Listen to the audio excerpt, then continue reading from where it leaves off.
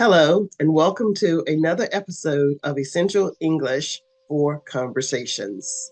I'm Dr. Priscilla, a native English speaker, and I live in the United States. Why are there not more people talking about the unsung heroes of healthcare?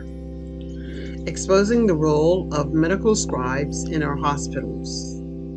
Let's say hello to the medical scribe, the doctor's right-hand person. While the doctor examines you, the scribe is busy at work, typing away. They record everything from your symptoms to the doctor's diagnosis right into the computer. This might sound simple, but it's super important. Why? Because it frees up the doctor to focus completely on you instead of paperwork. Plus, with a scribe, your medical records are neat, complete, and easy to read.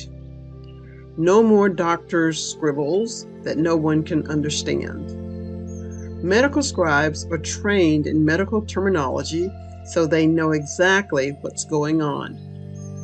This precision helps your doctor make better decisions for your health.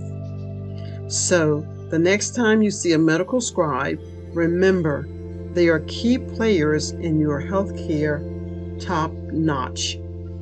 If you enjoyed this session, please like, comment, and subscribe to this channel. Bye for now.